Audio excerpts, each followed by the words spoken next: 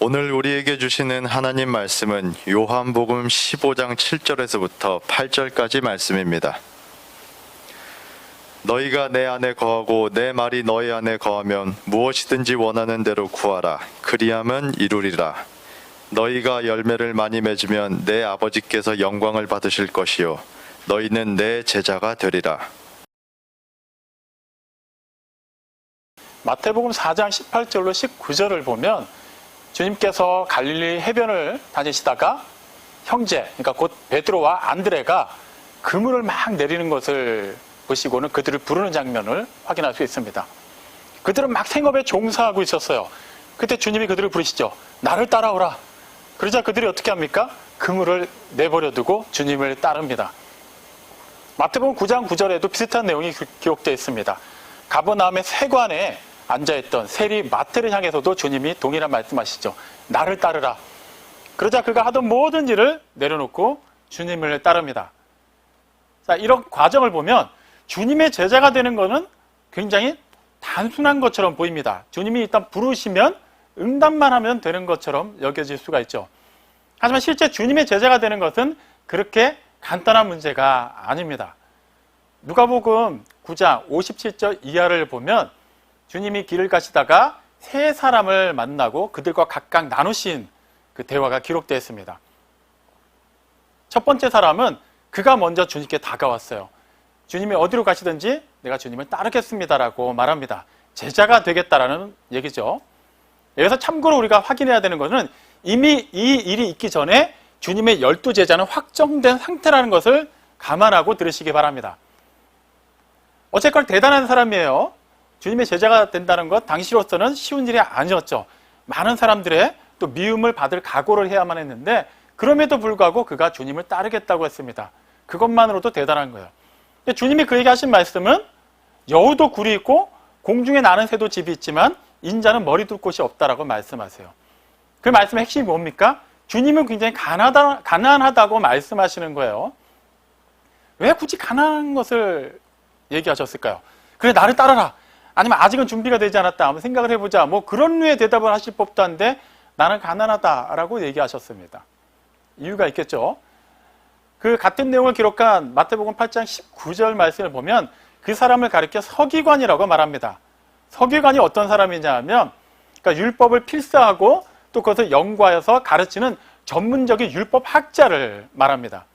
보통 서기관들은 바리새파 사람들이었어요. 그러니까 우리에게 익숙한 바리새인이라고 보시면 됩니다. 당연히 그들은 산헤드린 공회의 핵심 멤버였습니다. 그러니까 이스라엘 내에서 유대인들 사이에서 굉장히 상위권에 속해 있는 그런 기득권을 가지고 있는 사람이었어요. 우리가 잘 아는 바처럼 서기관들, 즉 바리새인들은 주님을 굉장히 미워했죠. 그런데 그들 가운데 한 사람이 주님의 제자가 되기로 했어요. 보통 일이 아닙니다. 주님의 12제자와 비교하면 아예 급이 다른 사람이에요. 만약에 그런 사람 한 명 제자로 맞이하게 된다고 하면 주님의 위상도 덩달아 올라갈 겁니다. 전혀 손해볼 게 없어요. 주님은 그에게 제자가 되려면 이러한 대가를 치러야 된다고 말씀하십니다. 너도 가난하게 살아야 된다. 왜 굳이 그 얘기를 하셨어야만 했을까요? 그의 속을 다 알고 계셨기 때문이에요.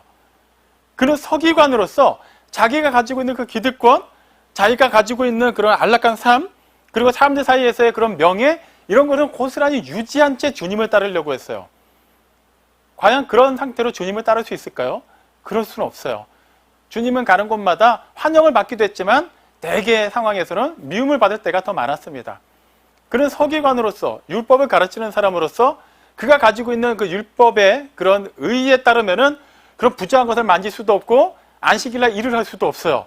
하지만 주님께는 그런 것들이 전혀 문제가 되지 않았죠. 주님의 제자가 된다는 것도 마찬가지로 그런 모든 상황을 감수해야만 하는데 그는 그럴 만한 준비가 되어 있지 않았어요. 단지 자신이 누리고 있는 것은 그대로 유지한 상태에서 주님의 제자가 되기를 원했죠. 그래서 주님은 말씀하신 겁니다. 나를 따르려면 너가 가진 것 다 포기할 수 있어야 된다.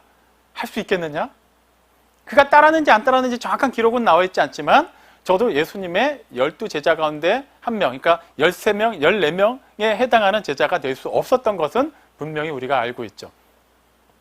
그는 주님을 떠나갔어요. 자, 두 번째 사람입니다. 상황이 달라요. 이번에 그 사람에게 주님이 먼저 말씀하십니다. 나를 따르라.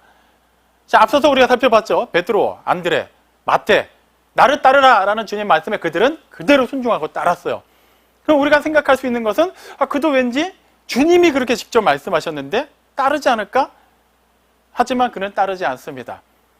굳이 따지자면은 거절한 게 아니라 먼저 해야 될 다른 일을 얘기했어요. 그러면 나로 하여금 내 아버지를 먼저 장사하고 난 뒤에 따르게 해주십시오라고 얘기합니다. 뭘 유추할 수 있을까요? 그는 지금 장례식 가운데 있는 사람일까요? 그건 아닐 거예요. 만약에 아버지가 이미 돌아가셨고 지금 장례식 중에 있다면 그가 길에서 주님을 만나지 못했겠죠. 장례식장을 지키고 있어야만 하기 때문에요. 그러니까 여기서 우리가 유추할 수 있는 것은 그의 아버지는 아직 돌아가시지는 않았지만 많이 연로하시거나 아니면 중한 병으로 인해서 어쩌면 살 날이 얼마 남지 않은 상황인 것으로 유추할 수 있습니다. 그러니까 그가 얘기한 건 다음과 같아요. 네, 지금 내 아버지가 돌아가시기 전인데 그래도 내 아버지 임종은 내가 지키고 장례식은 마치고 홀가분한 상태로 주님을 따르겠습니다. 충분히 가능한 얘기죠. 누구라도 그의 말을 칭찬할 법도 합니다. 내 부모를 공경하라. 10계명 가운데 한 계명이에요. 그리고 그 부모를 또 이렇게 공경하는 것뿐만 아니라 부모의 장례를 자식이 온전히 치르는 것은 동서고금을 막론하고 당연한 도리입니다. 근데 주님이 뭐라고 말씀하시죠? 죽은 자들로 하여금 자기의 죽은 자들을 장사하게 하라. 너는 가서 하나님의 나라를 전파하라. 지금 주님은 그런 인류를 다 저버리고 그냥 부모의 그 아버지의 장례 따위는 신경 쓰지도 말고 무조건 지금 즉시 나를 따르라라고 말씀하시는 건가요? 그렇지 않아요. 그가 한 말에서 이미 답이 있습니다. 먼저 가서 아버지의 장사를 지내게 해주십시오. 그 얘기는 주님의 일을 하는 것보다 주님의 제자로서 따르는 것보다 먼저 해야 되는 일, 더 중요한 일이 있었어요. 주님이 그거에 대해서 얘기하시는 겁니다. 하나님의 일보다 먼저 된 일은 없다. 하나님의 일보다 더 중요한 일은 없다라는 것을 강조하시기 위해서 그렇게 말씀하신 겁니다. 그리고 세 번째 사람이 등장해요. 그 사람은 앞선 두 사람보다는 그래도 제자가 될 확률이 훨씬 높은 사람이었습니다. 왜냐하면 그도 주님을 따르겠습니다라고 말하면서 먼저라고 단서를 다는데 아주 간단한 일이었어요. 가서 가족들에게 작별 인사를 하고 올 수 있게 해주십시오. 그건 일도 아니잖아요. 어차피 그 동네 사람일 테니까 금방 집에 가서 인사만 하고 오겠다는데 뭐가 문제가 되겠습니까? 장사를 지내고 오겠다는 사람보다 시간도 분명히 짧을 거예요. 서기관에 비하면 자기의 모든 것을 다 포기하고 따르겠다고 합니다. 근데 주님이 뭐라고 말씀하시죠? 쟁기를 들고 밭을 가는 사람이 쟁기를 들고 뒤를 돌아보는 것은 하나님 나라에 합하지 않다고 말씀하세요. 그러니까 그의 요청을 거절하신 겁니다. 가족 단위 신경 쓰지 마라. 지금 그 얘기를 하시는 게 아니에요. 앞서 두 번째 사람과 똑같은 예입니다. 아무리 중요한 일도 하나님의 일보다 중요하지 않다라는 것을 강조하신 것이죠. 자, 여기까지만 보면 주님의 제자가 된다는 것 쉬운 일인가요? 쉬운 일이 아니에요. 주님이 부르셨다고 해서 다 되는 것도 아니에요. 그리고 실제 주님이 부르심을 받고 따랐지만 가룟 유다와 같은 제자가 나올 수도 있어요. 그리고 자기가 먼저 주님께 나와서 따르겠다고 해도 주님이 거절하실 수도 있어요. 주님의 제자가 되는 건 쉬운 일이 아닙니다. 이런 상황에서 우리를 살펴보면 우리는 보통 은혜를 입은 사람들이 아니죠. 지난주에도 설교 초반에 질문했습니다. 똑같은 질문 던지겠습니다. 여러분은 주님의 제자입니까? 이거는 제자입니다라고 대답을 해야만 해요. 고민하면 안 됩니다. 왜 그렇죠? 제자가 아니라면 단지 그냥 주님의 제자가 아니고 하나님의 자녀로서만 존재하는 것이 성립이 안 되기 때문이에요. 이미 우리가 계속해서 살펴보는 것처럼 요한복음 15장에서 주님은 당신을 참 포도나무로 제자들을 가지라고 비유하셨어요. 가지는 포도나무에 거할 때, 붙어 있을 때만 그 생명으로 말미암아 살고 열매를 맺게 됩니다. 포도나무에서 떨어져 나가면은 말라서 비틀어지게 될 것이고 그 결국은 아궁이 속으로 들어가고 끝나는 거예요. 그렇기 때문에 주님의 제자입니까? 라는 질문을 들을 때 우리는 반드시 그렇다고 대답을 해야만 해요. 그런데 우리 상황을 보자고요. 지금 누가복음 9장에 나온 그 세 사람에 비하면은 과연 우리가 그들보다 낫다고 말할 수 있나요? 그렇지 않아요. 우리는 지금이라도 기꺼이 모든 것을 다 포기하고 주님께서 말씀하신 대로 따르겠습니다라고 그렇게 말할 수 있는 사람들이 아니에요. 당장 내가 하는 일을 어느 정도 정리하고 그냥 미련 없이 주님을 따르겠습니다. 이 정도도 쉬운 고백이 아닙니다. 그런데도 불구하고 우리는 주님의 제자가 되었어요. 이거는 보통 특권이 아니죠. 근데 한편으로는 또 우리는 이 주님의 제자가 되었기 때문에 제자로서 무슨 일을 해야 된다는 고민에 빠지기 쉽습니다. 근데 이 고민이 그에 앞선 다른 전제 때문에 또 계속해서 충돌을 일으키게 돼요. 뭐가 문제죠? 우리는 주님의 제자로 부르심 받은 거에 만족하고 안주하려는 경향이 있습니다. 그것을 곧 그냥 천국을 보장받은 것으로 그대로 인정을 해버리죠. 주님의 제자가 되었다? 하나님의 자녀가 되었다? 이제 끝난 거예요. 우리의 사후 세계는 보장이 된 겁니다. 그렇기 때문에 앞으로 남은 생은 어떻게 살아도 상관이 없다라고 쉽게 받아들여요. 하나님께서는 죄를 미워하시죠. 우린 그거 다 알고 있습니다. 하지만 죄인을 어떻게 하셨어요? 용서하셨어요. 죄인은 죄를 지은 사람이기 때문에 당연히 하나님의 미움을 받아야만 합니다. 미움을 받을 수밖에 없고요. 영원히 하나님과 화목할 수가 없습니다. 그런데 어떻게 우리가 죄인인데도 불구하고 하나님의 자녀가 될 수 있었죠? 어떻게 주님의 제자가 될 수 있었나요? 하나님께서 우리의 죄를 용서하셨기 때문이에요. 우리 스스로 해결할 수 없는 그 죄의 문제를 아무 죄가 없으신 당신의 독생자를 보내셔서 그 독생자로 하여금 우리의 모든 죄를 짊어지고 십자가에 달려 죽게 하심으로 그 피를 보시고 우리의 죄를 용서하신 거예요. 죄 자체를 하나님께서 그냥 덮어주신 것이 아니라 우리의 죄를 용서하셨다는 거예요. 이걸 잘 구분하셔야만 해요. 우리는 죄인이었지만 이제는 용서받은 의로운 사람이 되었습니다. 하지만 여전히 죄는 하나님께서 기뻐하시지 않죠. 그런데 우리는 이걸 자꾸 혼동할 때가 많아요. 여전히 예전에 그 죄 가운데서 살면서 어쨌거나 우리는 구원받았다라고 스스로 장담합니다. 에베소서 5장 8절은 분명히 말씀하죠. 너희가 전에는 어둠이었으나 이제는 주 안에서 빛이라. 전에는 어둠이었어요. 이제는 주 안에서 빛이기 때문에 빛의 자녀처럼 행해야만 합니다. 근데 우리는 빛의 자녀가 되었다라는 그것만 만족하고 여전히 그 죄 가운데서 행하려고 해요. 그렇기 때문에 하나님께서는 그 부분에 대해서 우리에게 분명한 책임을 물으십니다. 빛 가운데서 행하라고 말이죠.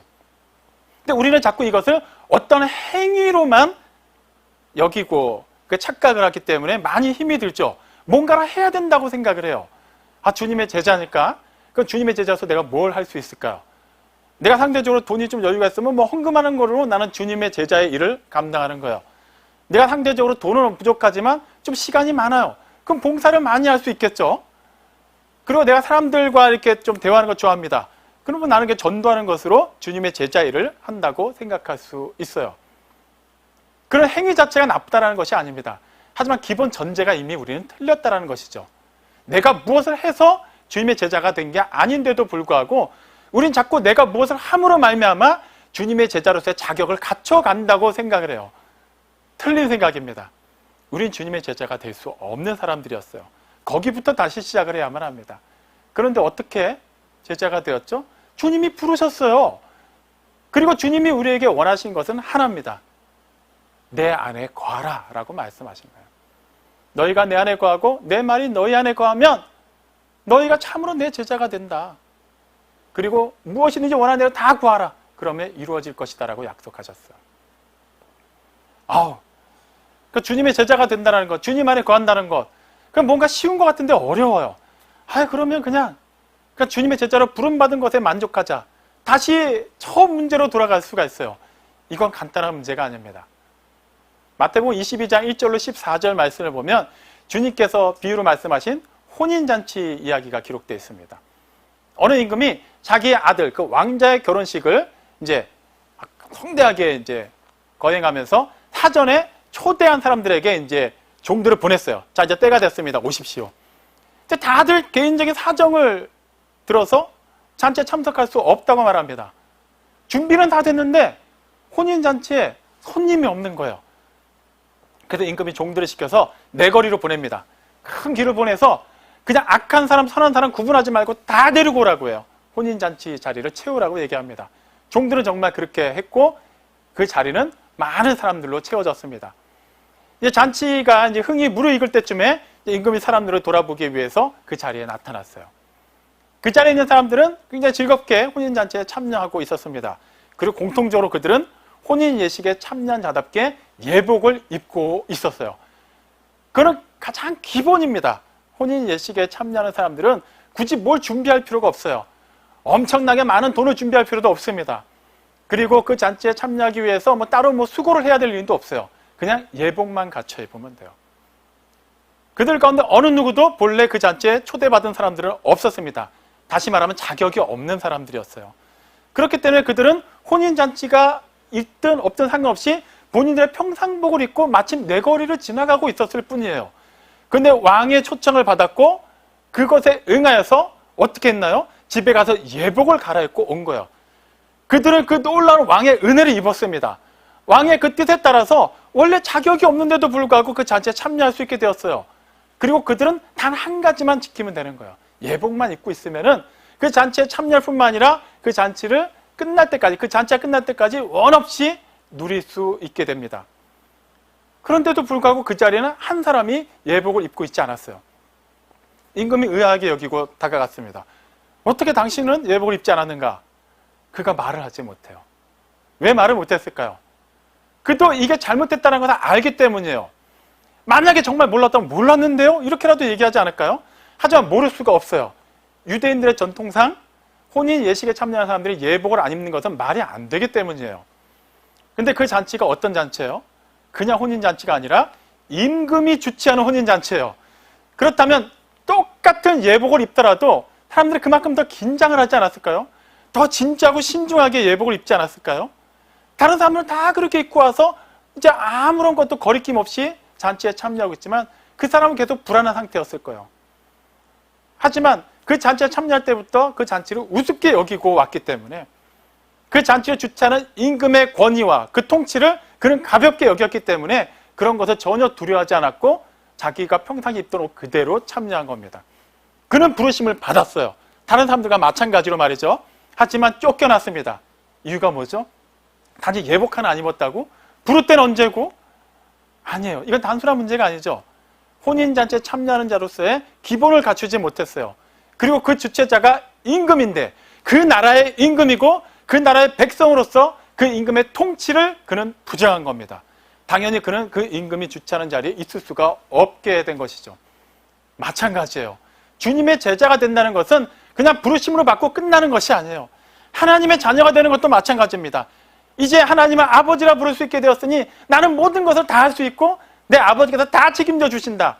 그렇게 간단한 문제가 아닙니다. 이제는 그 수준에 맞게 우리에게 요구되어지는 책임이 있기 때문이에요. 이것을 난 책임지기 싫으니까 자녀가 되지 않겠습니다. 제자가 되지 않겠습니다. 그러면 우리는 하나님의 나라에 들어가지 못합니다. 그렇기 때문에 반드시 우리는 그 책임을 져야만 해요. 주님 안에 거하는 거예요. 사실 주님께서 제자들에게 많은 것을 명하셨어요. 공생의 기간 그리고 이 다락방 강화를 통해서 많은 것들을 명령하셨는데 그것대로 제자들은 다 지켜야만 합니다. 주님이 제자들에게 주신 그런 명령 중에 가장 중요한 게 뭘까요? 우리가 언뜻 생각할 때는 내 이웃을 내 몸과 같이 사랑하라라고 그 말씀이 떠오를 거예요. 아니면은 땅 끝까지 이르러서 주님의 증인이 되라는 것, 아니면 주님이 하셨던 그 일을 하고 또 그보다 더 큰 일을 해야 되는 건 또 여러 가지가 생각날 수 있어요. 자, 일단 그 일을 우리가 할 수 있나요? 없습니다. 그럼 그 당시 제자들은 할 수 있었을까요? 없어요. 왜 못했을까요? 그들의 원래 모습대로는 할 수가 없는 일이기 때문이에요. 주님이 사랑하라고 말씀하신 것, 그렇게 남녀 간에 아니면 가족 간에 친구 간에 할 수 있는 그런 류의 사랑이었나요? 아니에요. 그건 신적인 사랑이에요. 사람으로서는 할 수 없는 겁니다. 자기 자신을 다 내어주고 기꺼이 희생하면서 사랑하는 것, 우리 중에 누가 그렇게 할 수 있나요? 할 수 없어요. 누군가가 다른 사람의 목숨을 구하기 위해서 대신 죽는 경우는 있지만 그렇다고 해서 그 사람의 그 영원한 생명까지 보장해 주지는 못합니다. 아무리 사랑해도 말이죠. 주님의 일을 한다? 그보다 더 큰 일을 한다? 이거는 상상할 수 없는 일입니다. 땅끝까지 이르러서 주님의 증인이 된다. 이것도 쉬운 것 같죠? 그렇게 할 수 있을까요? 그냥 다 포기해야만 해요. 미움받을 걸 각오해야만 합니다. 심지어 순교까지도 각오하고 불 속이라도 뛰어들어가야만 해요. 우리의 이성으로는 할 수 없어요. 근데 주님은 제자들에게 그걸 명하셨어요. 이거는 선택이 아니라 필수입니다. 어떻게 할 수가 있죠? 할 수가 없어요. 이건 주님만이 하실 수 있는 일이거든요. 근데 주님께서는 어떻게 그러한 일을 아무렇지도 않게 제자들에게 명하실 수 있었을까요? 주님이 하실 거기 때문에 그래요. 제자들이 하는 게 아니라 주님이 하실 거기 때문에. 그러니까 제자들이 해야 되는 일은 뭐예요? 주님 안에 거하면 주님이 하실 거예요. 가지가 포도나무에 붙어 있기만 하면 포도나무가 그 가지에 열매가 맺히게 할 겁니다. 표면적으로는 가지가 맺고 있는 것 같고 가지가 그 열매를 달고 있는 것 같지만 실제 가지가 하는 게 아니에요. 나무가 하는 거예요. 주님이 그걸 얘기하시는 거예요. 내가 너에게 여러 가지를 명하지만 가장 첫째되고 우선되는 것은 내 안에 거해야 되는 것, 그것이 나의 최고의 명령이다. 그 다음에 너희가 내 안에 거하고 내 말이 너희 안에 거하면 그 다음부터는 내가 너희에게 명한 다른 일들을 너희를 통해서 내가 이루어지게 할 것이다 라고 말씀하신 것이죠. 우리는 이 부분을 자꾸 놓칩니다. 그 주님을 떠나서 단지 부르심을 받았다라는 것에 이미 마침표를 다 찍어 놓은 거예요. 더 이상 그 다음 문장은 중요하지 않습니다. 그 다음부터 우리가 내키는 대로 살아도 아무 문제가 되지 않는다고 생각해요. 전혀 그렇지 않습니다. 주님을 떠난 것이기 때문이에요. 주님 안에 거하지 않으면은 우리는 결코 열매를 맺지 못합니다. 주님 말씀하셨어요. 너희가 나를 떠나서는 아무것도 할 수 없다. 그래서 주님께서 하신 말씀이 핵심이 뭡니까? 나의 안에 거하라. 그럼 나도 너희 안에 거하겠다는, 상호 내주하자라는 거예요. 나무 입장에서는 가지를 붙잡고 있는 거예요. 가지 입장에서는 나무에 매달려 있는 거예요. 붙어 있는 겁니다. 가지 입장에서 이 두 가지 상황을 파악하면 어떻게 표현할 수 있죠? 나무에 붙잡힌 바 된 거예요. 이거는 가지가 스스로 하는 게 아니에요. 그러니까 가지에게 주어진 특권입니다. 어떻게 내가 뭐라고? 나같이 이 연약한 가지를 이 나무가 이렇게 붙잡고 있지? 특권이에요. 주님의 제자로 부름받았다는 것은 우리에게 다음과 같은 이런 특권이 됩니다. 또한 내 입장에서, 가지 입장에서 뭐가 되는 거예요? 또 적극적으로 붙어 있어야만 해요. 이거는 나의 책임입니다. 그렇기 때문에 가지로서 나무에 붙어 있다는 것은 특권임과 동시에 책임이 동시적으로 일어나야만 하는 거예요. 특권만은 누릴 수도 없는 것이고 그것은 싹 펜 채 나의 수고와 열심만이 들어갔어도 되는 것이 아니에요. 결과적으로 내가 하는 것이 아니라 주님이 하시는 것이기 때문이죠. 그래서 우리는 주님 안에 거해야만 합니다. 오늘 읽은 본문 7절에서도 주님 말씀하시죠. 너희가 내 안에 거하고 내 말이 너희 안에 거하면 무엇이든지 원하는 대로 구하라. 그래야면 이루리라. 자, 주님 안에 거하면, 그리고 주님의 말씀이 우리 안에 거하면은 무엇이든지 구하기만 하면 된다고 합니다. 우리 사실 이 앞에 거를 싹 빼놓고 기도할 때가 많았어요. 그냥 끈질기게만 기도하면 응답 받을 거라고 생각했어요. 그래서 내가 생각할 때 선한 목적을 가지고 기도하면 그래도 하나님이 들어주시지 않을까 하고 기도한 것이 얼마나 많았습니까? 하지만 그런 기도는 결코 응답받지 못합니다. 좋은 뜻으로 구하는 건데요? 네, 응답받지 못해요. 왜요? 주님 안에 구하는 게 아니기 때문이에요. 이는 마치 가지가 나무에서 떨어진 상태에서 그래도 내가 그런 상황임에도 불구하고 열매를 맺어보겠다는 것과 똑같은 거예요. 그 의도 자체는 선하다고 말할 수 있지만 그 결과가 결코 맺혀질 수 없기 때문에 의도 자체도 결과적으로 악한 것이 되는 것입니다.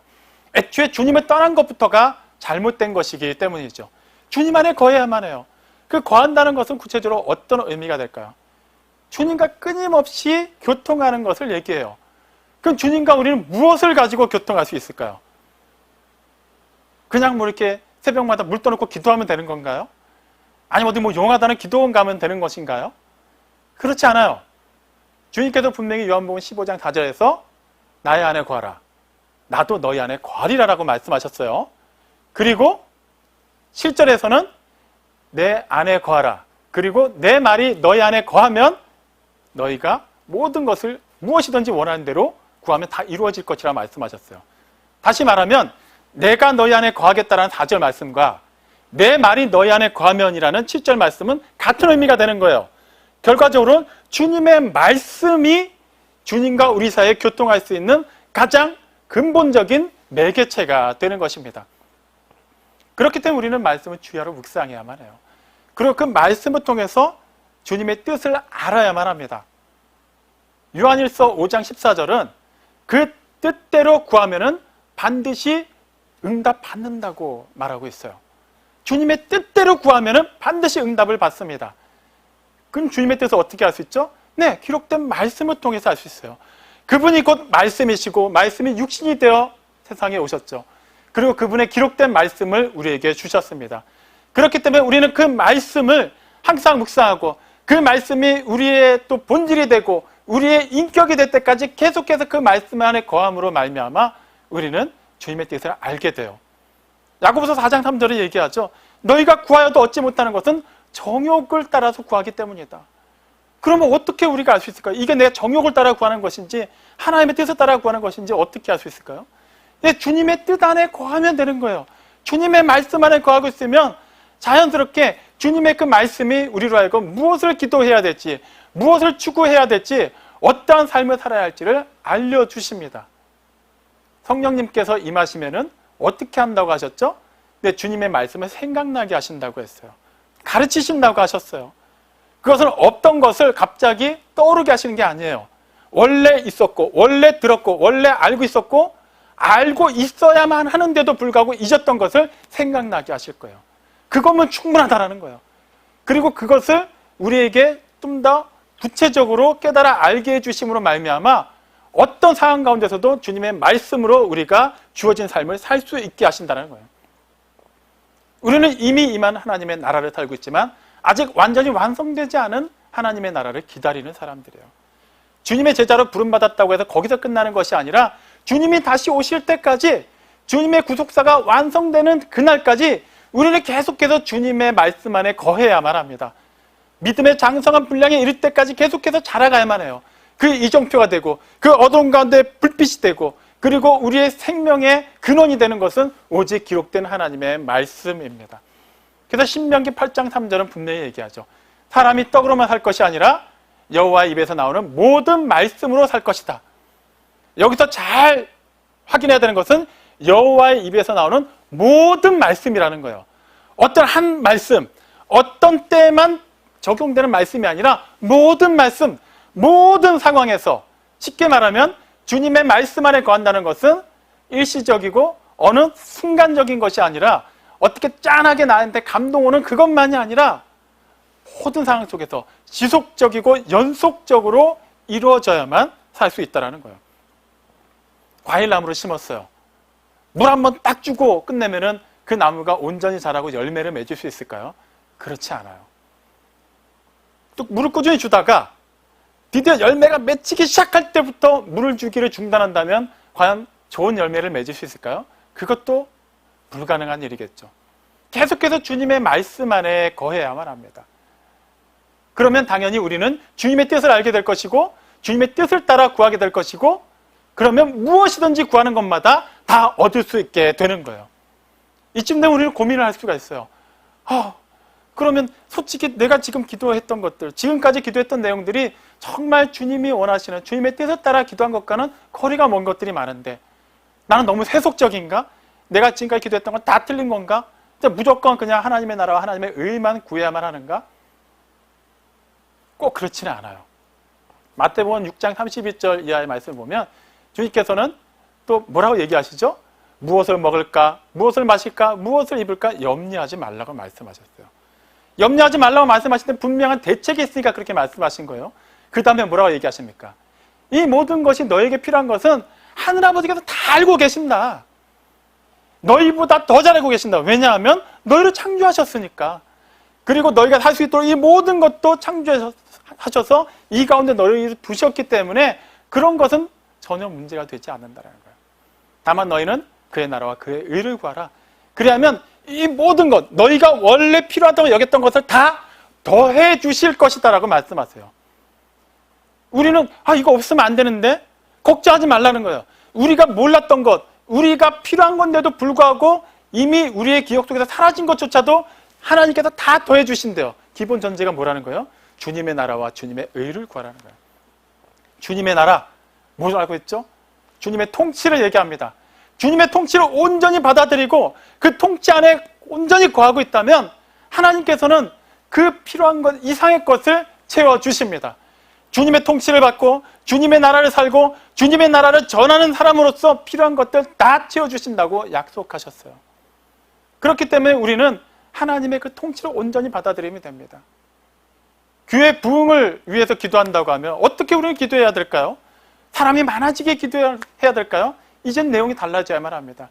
우리 교회가 정말 하나님의 통치를, 이 믿음의 공동체가 하나님의 통치 안에서 온전히 하나님만을 의지하고 순종하며 나아갈 수 있기를 구하면은 그 다음은 하나님께서 이루어주실 거예요. 하나님께서 예정하신 그 부흥을 반드시 허락하십니다. 가정의 화목을 위해서 기도할 때도 마찬가지예요. 우리 가정에 이런 문제가 있습니다. 해결해 주십시오. 아니에요. 이제는 우리의 기도가 내용이 바뀌어야 됩니다. 하나님, 우리 가정이 오직 하나님만을 전부의 소망으로 삼게 도와주십시오. 그러면 하나님께서 우리 가정의 전부가 되신 이상 그 모든 것을 다 가장 선한 방법대로 이끌어 가십니다. 우리가 문제라고 여겼던 것, 그 이상의 것을 더해 주시고 해결해 주실 겁니다. 병약해요. 당연히 우리는 병 고침을 위해서 기도해야만 합니다. 하지만 내용이 바뀌어야만 해요. 하나님, 나의 이 연약한 모습 이대로 주님께 드립니다. 하나님의 나라의 확장을 위하여, 하나님의 그 통치를 받는 자로서 그것을 신실하게 살아내고 증거하기 위하여 하나님께서 예비하신 그 영성과 지혜와 체력을 주십시오. 그러면 그 다음 하나님께서 하실 거예요. 만약에 여전히 우리가 연약한 모습으로 있는 것이 하나님의 뜻이라면 그 모습 그대로 할 수 있는 능력을 반드시 주십니다. 우리가 생각할 때 돈이 있어야만 해요. 건강해야만 해요. 이왕이면 교회도 커지면 더 좋아요. 하지만 그건 우리의 생각이에요. 우리가 주님 안에 온전히 거하고 있다면 주님의 생각, 이 교회를 통해서 우리 각 가정을 통해서 우리 믿음의 공동체 안에 있는 모든 성도들 한 사람 한 사람을 통해서 하나님께서 계획하신 일은 하나님의 방법으로 이루어질 겁니다. 그렇기 때문에 우리는 하나님의 뜻을 구하기만 하면 돼요. 주님의 말씀 안에 거하고 그 말씀으로 살아낸다면 하나님께서는 그 예정하셨던 일, 우리가 계획하지 못했고 우리가 알지도 못했던 크고 비밀한 일을 반드시 이루어 주실 겁니다. 사랑하는 성도 여러분, 다시 한번 확인하시기 바랍니다. 우리가 주님의 제자라면 제자로 부름받은 것에 만족한 상태에서 제자라고 인정하는 것으로 끝나서는 안 됩니다. 주님 안에 거해야만 해요. 그리고 그 거한 것에 그 중요한 매개체 연결고리는 주님의 살아있는 말씀이어야만 합니다. 그 말씀 안에서 우리가 온전히 거하고 그 뜻대로 따라서 하나님의 뜻을 구하며 살아낸다면 하나님께서 계획하신 그 일을 반드시 이루어 주실 겁니다. 우리가 하는 것이 아니라 하나님께서 우리 각 사람을 통해, 우리 가정을 통해, 포에마 우리 교회를 통해서 반드시 그분의 계획하신 놀라운 일을 이루어 주실 것입니다. 이 놀라운 은혜와 하나님의 역사에 기쁨으로 감사함으로 참여하는 우리 모두가 되기를 주님의 이름으로 축원합니다. 아멘.